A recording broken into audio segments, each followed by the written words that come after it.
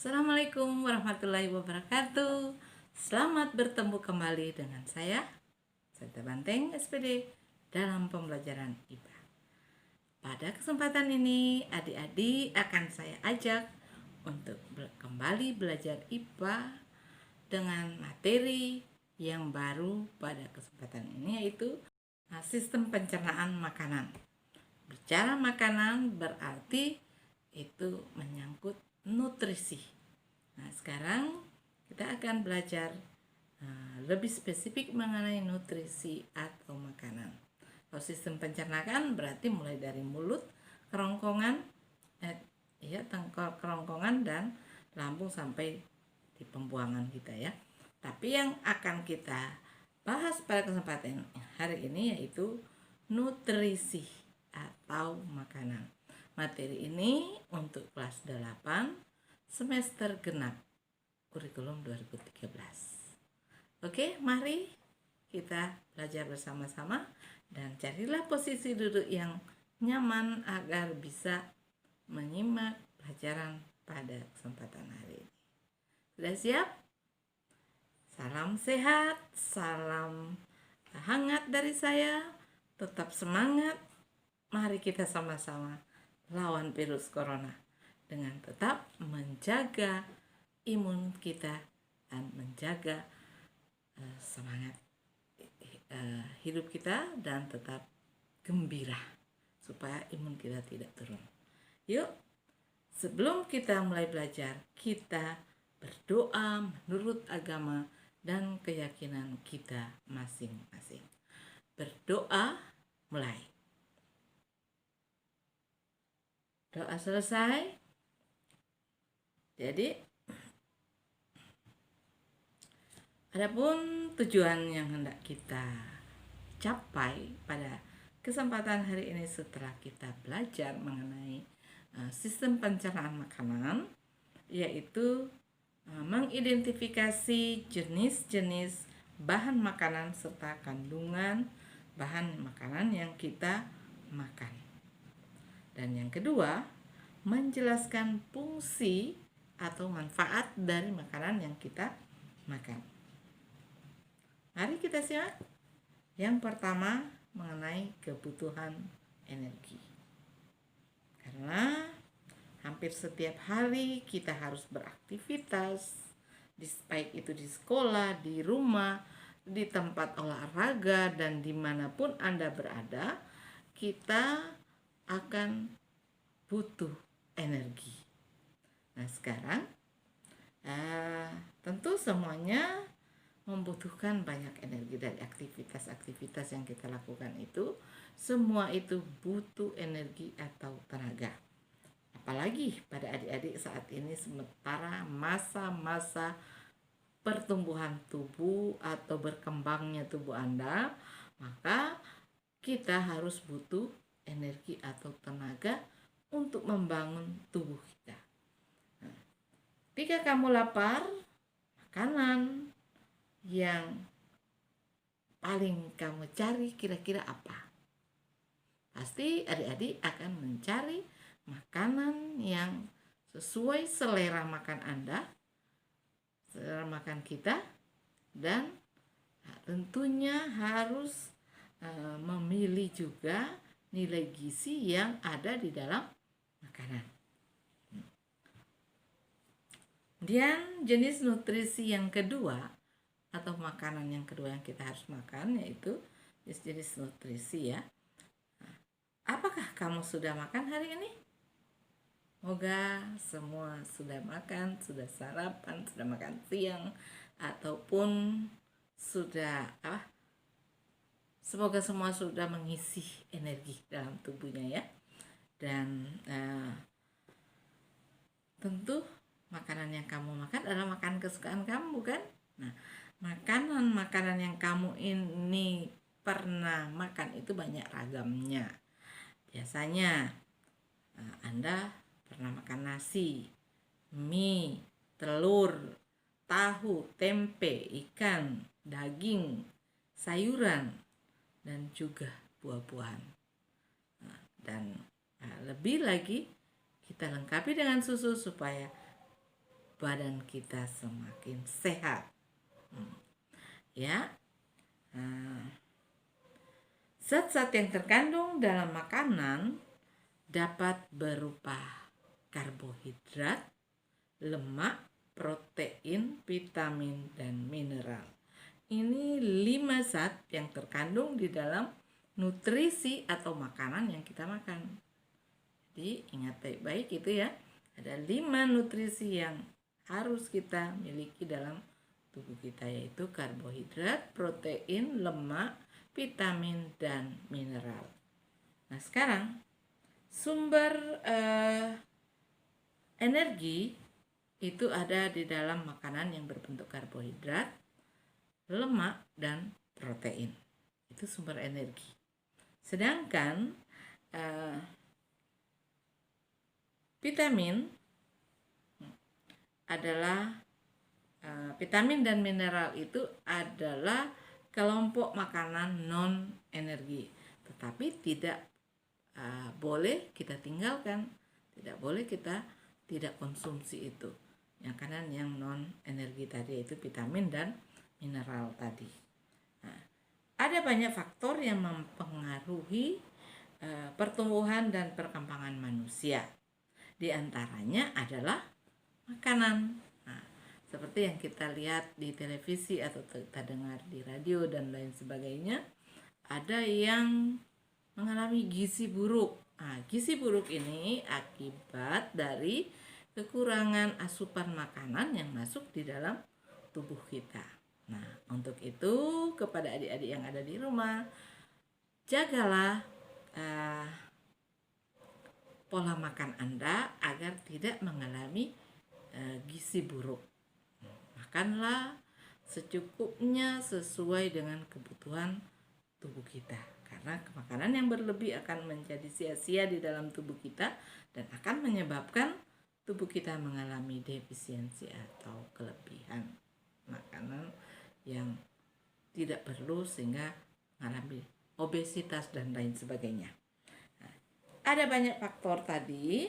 Nah, melalui makanan manusia dapat memperoleh nutrisi yang diperlukan untuk pertumbuhan dan perkembangan tubuh. Nutrisi tersebut berupa karbohidrat, protein, lemak, vitamin, dan mineral. Sekarang kita bahas satu persatu. Karbohidrat. Nah, sumber energi atau sumber karbohidrat antara lain yaitu ada di beras, jagung, gandum, ubi, dan lain sebagainya. Itu sumber dari karbohidrat. Fungsi utama karbohidrat adalah sebagai sumber energi di dalam tubuh. Tubuh manusia menyimpan karbohidrat itu di dalam organ hati kita ya, di bawah di lambung dan di dekat lambung sini yaitu hati ya. Nah, di situ tempat menyimpan karbohidrat dalam tubuh kita. Dan di dalam otot kita ini ya, ini otot kita ini di daging ya, itu tempat penyimpanan karbohidrat di dalam tubuh kita.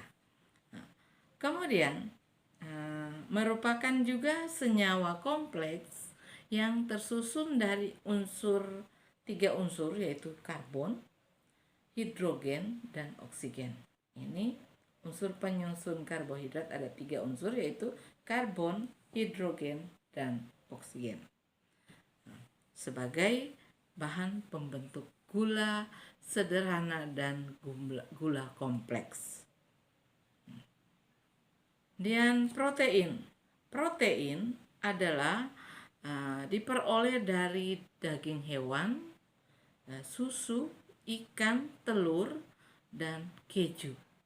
Sedangkan ada lagi protein yang lain yang diperoleh dari tumbuhan. Kita namakan protein nabati karena dia berasal dari tumbuh-tumbuhan. Adanya di tumbuhan apa saja itu? Ada di biji-bijian seperti kedelai, kacang tanah, kacang hijau, dan lain-lain. Kemudian, fungsi utama protein adalah sebagai komponen struktural dan fungsional. Ini contoh dari makanan yang mengandung protein. Ada telur, ada keju, ada kacang kedelai, kacang merah, ini kacang tanah, daging, dan masih banyak lagi yang tidak ada di sini ya. Nanti adik-adik akan temui di lingkunganmu. Kemudian yang ketiga, makanan yang ketiga itu lemak. Nah, lemak ini merupakan sumber energi yang menghasilkan kalori paling besar bagi tubuh. Mengapa paling besar? Karena dia simpannya di bawah kulit, bukan di otot. Nah, sumber lemak hewani adalah lemak yang berasal dari daging, mentega, susu, ikan basah, telur, minyak ikan, dan sedangkan sumber lemak nabati berasal dari kelapa, baik itu kelapa biasa dan kelapa sawit, kemudian kemiri, kacang-kacangan, alpukat, dan lain-lain. Ini sumbernya, ada di gambar di bawah ini. Kemudian yang keempat, garam mineral. Garam mineral dibutuhkan secara sendiri-sendiri maupun kelompok. Nah, masing-masing mempunyai peranan tertentu di dalam tubuh. Nah, beberapa contoh penyakit kekurangan mineral antara lain ini ya. Orang yang kekurangan mineral bisa menyebabkan hal-hal seperti di bawah ini, yaitu kekurangan kalsium atau Ca, yaitu darahnya sukar membeku kalau kena luka.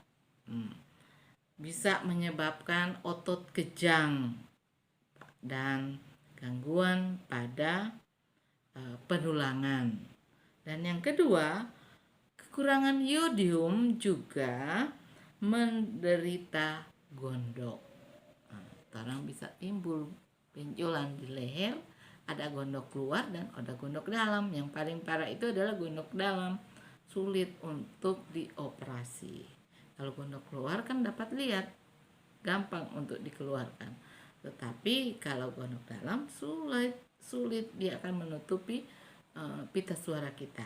Jadi makanya mari kita sama-sama jaga pola makan kita agar kita tidak mengalami kekurangan mineral. Ini makanan yang mengandung mineral ya. Ada buah-buah, ada paya ini ya, ada pokoknya ini ada di buah-buahan itu sumber mineral. Berikut, vitamin. Vitamin merupakan molekul organik yang diperlukan makanan dalam jumlah yang sangat kecil. Jadi tidak perlu banyak. Kalau energi kita butuh dalam jumlah banyak karena kita butuh untuk beraktivitas. Sedangkan vitamin ini hanya penunjang. Akan tetapi, defisiensi vitamin dapat menyebabkan permasalahan berat. Nah, terdapat dua kelompok vitamin.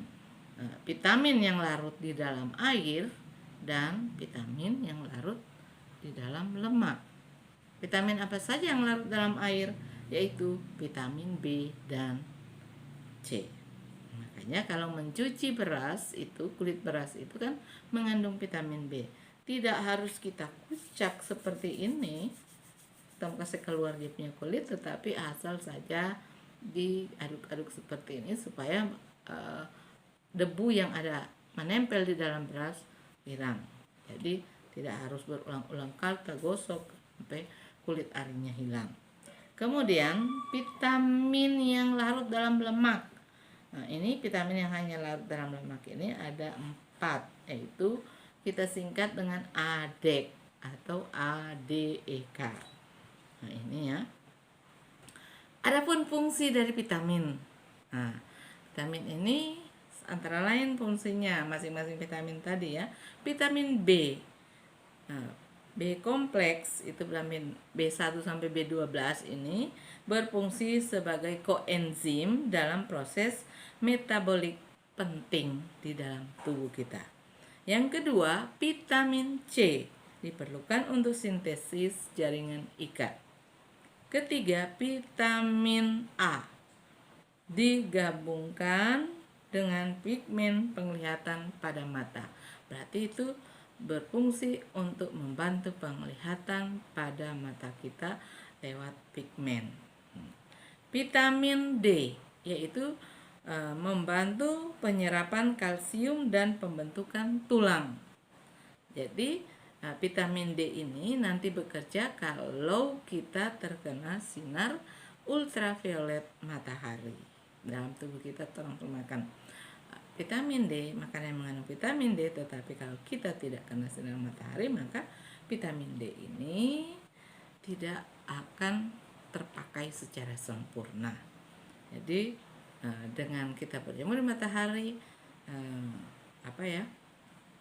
lemak di dalam tubuh kita akan larut dan larut dalam vitamin D ini akan larut dalam lemak dan akan berfungsi dalam membantu penyerapan kalsium dan pembentukan tulang pada bayi dan pada kita lansia tidak mengalami osteoporosis. Yang kelima itu vitamin E bersama-sama vitamin C melindungi fosfolipid dalam membran dari oksidasi. Dan yang keenam, vitamin K diperlukan untuk penggumpalan darah. Jadi kalau darah kita ketika luka tidak bisa membeku, berarti kita punya tubuh kekurangan vitamin K.